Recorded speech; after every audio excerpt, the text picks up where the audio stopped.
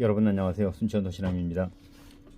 제가 어제는 다이오드, 저항, TR, 캐패시터, 이 SMD 타입들을 온보드 상에서 측정하는 방법, 양부 판별하는 방법, 그 다음에 용량 측정하는 방법들을 아주 간단하게 소개를 해드렸습니다. 오늘은 먼저 저항을 한번 일부러 고장을 냈습니다. 저항을 일부러 고장을 내서 여기 보면 표시를 해놨죠. 여기에 있는 저항들 두 개를 일부러 고장을 내서 여러분들에게 어떻게 다루는가, 또 이것들을 한번 떼어서 또 측정하고 하는 것까지 한번 말씀을 드려보고자 합니다. 자, 먼저 이 저항 같은 경우에는 제가 어제도 말씀을 드렸듯이 일단 고장이 나게 되면 대부분, 다 그러는 것은 아닙니다. 대부분 용량이 아주 높게 나온다. 예를 들어서 15옴 짜리면 수 킬로 내지 수십 킬로, 수 메가옴씩 이렇게 나온다라고 말씀을 드렸습니다. 여기 보면 4R7, 즉 4.75옴과 100, 15옴 짜리가 있습니다. 근데 이제 지금 4R7이 여기가 하나가 있고 또 하나가 어디가 같은 게 있으면 재보면 좋은데요. 딱 4R7이 거기에 하나 있네요. 그렇기 때문에 어떤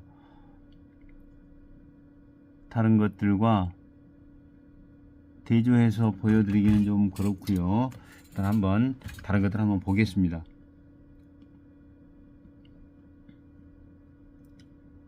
제가 어제 말씀드릴 때 여기 102가 하나 있습니다. 여기 102 같으면 110에 동그라미 뒤에 2개, 그래서 1kg다 라고 말씀을 드렸습니다. 그래서 이렇게 이제 측정을 할 때는 이렇게 딱 측정을 하는데, 보통은 이것들이 한 번에 이렇게 쭉 올라가는데 이거 같은 경우에는 순차적으로 이렇게 올라가죠. 이제 왜 그러냐면 이 주변 이 회로들 때문에 충분히 그럴 수가 있습니다. 그래서 불량인 것은 아니고요. 그 다음에 330 있네요. 여기 330 같은 경우는 33옴이겠죠. 33 뒤에 공이 하나 있으니까 이 공은 없다, 동그라미가 없다. 331이면 동그라미가 하나다, 이렇게 생각하시면 됩니다. 330이니까 33옴 맞죠? 그리고 여기도 102가 하나 있습니다. 102, 그럼 1kg가 딱 나오죠. 자, 이렇게 해서 측정을 해 나가는데, 자, 제가 여기 표시해 놓은데 여기 있네요. 여기에 보면 4R7이라고 했습니다. 그러면 4.75옴인데 지금 4.5kg가 나옵니다. 4.5kg 나오죠. 역으로 해도 여긴 조금 더 다르게 나오네요. 다시 3.6 3.6 나오네요. 그리고 여기 100 약 15옴 짜리가 있는데 얘는 23kg가 나옵니다. 자, 그러면 이런 거 같은 경우에는 값이 내가 생각했던 거하고 좀 다르네. 그럼 떼어서 한번 봐볼까? 이렇게 해서 한번 떼서 보시는 게 좋습니다. 한번 떼서 측정을 한번 해보도록 하겠습니다. 자, 먼저 100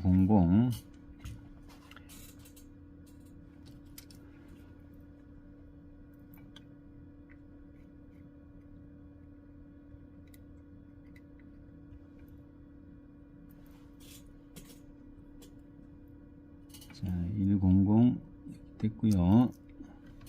그리고 4R7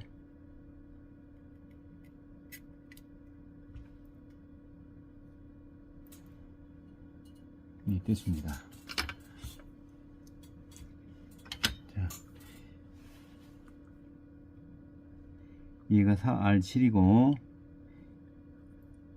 이게 100입니다. 15옴. 자, 이게 그러면 27kg가 나옵니다. 27kg 나오죠. 그럼 이건 불량이라는 얘기입니다. 이렇게 해서 자, 이거 같은 경우는 4R7 4.75옴이죠.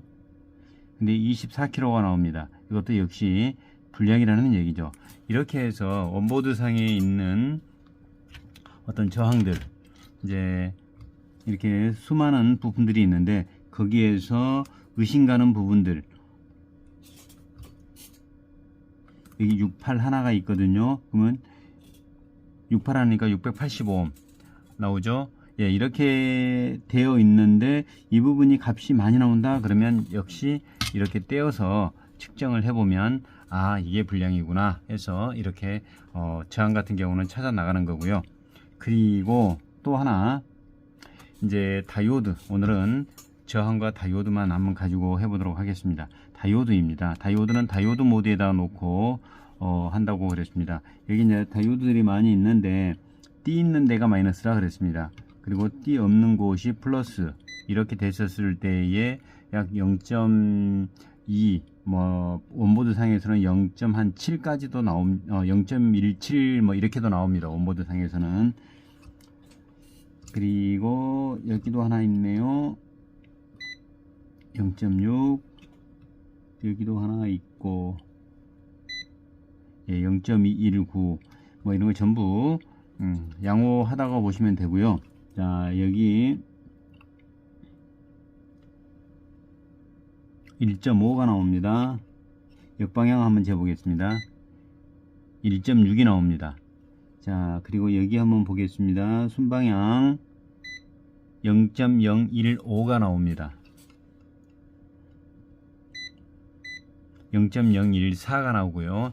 자, 이런 경우 뭔가 좀 이상하다 그러면 역시 떼서 보는 겁니다.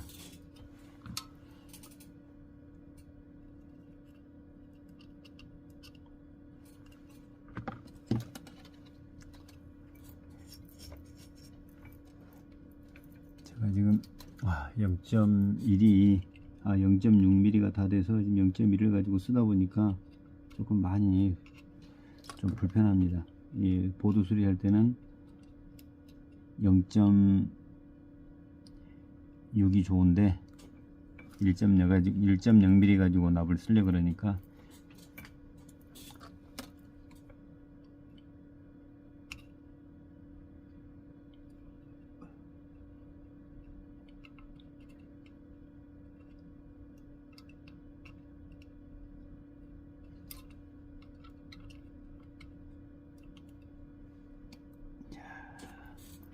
뺐고요.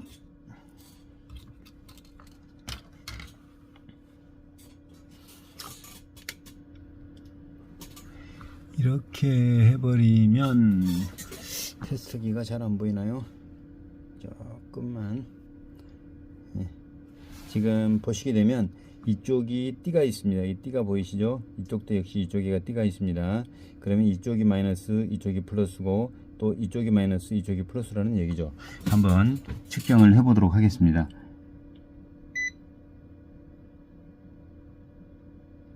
값이 이상하게 나오죠. 자, 반대도 한번 보겠습니다.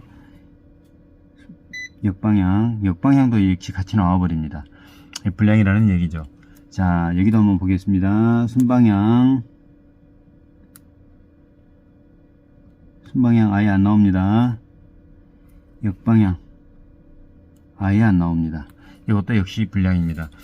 이제 다이오드, 이렇게 보통 반도체 같은 경우에는 불량이 나면 대부분이 쇼트 증상입니다. 그래서 반도체가 불량이 나게 되면 쉽게 찾는 게 이제 쇼트 현상이 발생을 하기 때문에 그 쇼트로 인해서 발생하는 열을 가지고 이제 수리하는 입장에서는 쉽게 찾아 나가는데, 그렇지 않고 이렇게 지금 아무것도 안 나오는, 즉 안에서 단선이 돼버린 그런 경우 같은 경우는 찾아내기가 사실 조금 많이 어려움이 있습니다.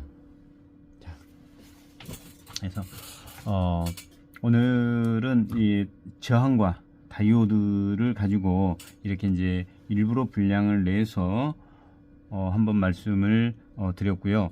이제 다음에 제가 이제 또 기회가 되면 캐패시터를 가지고 이렇게 한번 말씀을 드려보고자 하는데, 이제 어제 같은 경우는 이제 캐패시터를 가지고 또 한번 말씀을 드리긴 했습니다. 근데 캐패시터 같은 경우에는 이게 쇼트를 내기가 사실 조금 쉽지는 않습니다. 왜 그러냐면은 이게 내압이 있기 때문에 여기다 전압을 가해줘도 이게 잘 안 터집니다. 제가 가지고 있는 지금 파스 30V 짜리, 그 다음에 RD6018도 있기는 한데 뭐 6018까지는 꺼내기가 그렇고요. 그래서 지금 30V 짜리로 한번 해보려고 했는데 내압이 있다 보니까 잘 안 나갑니다. 그러면 이제 어떻게 캐피시터 같은 경우는 이제 간단히 말씀을 드리면 어떻게 찾아내느냐, 이렇게 딱 측정했었을 때에 보통 뭐 다이오드 모드나 아니면 이런 뭐 부저 모드로도 찾을 수 있죠. 이렇게 했었을 때 자, 저항값으로도 이렇게 찾아집니다. 근데 저항값이 현저하게 낮다. 이거 같은 경우 좀 낮게 나옵니다. 이렇게 낮게 나올 때에는 한 번쯤 의심을 해봐야 됩니다. 이게 왜 이렇게 낮게 나오지? 그럴 경우에는 이제 제가 자주 쓰는 거 있죠. 이렇게 한쪽 다리를 살짝 들어서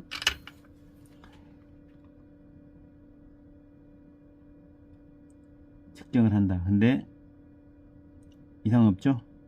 네, 이렇게 측정을 한다.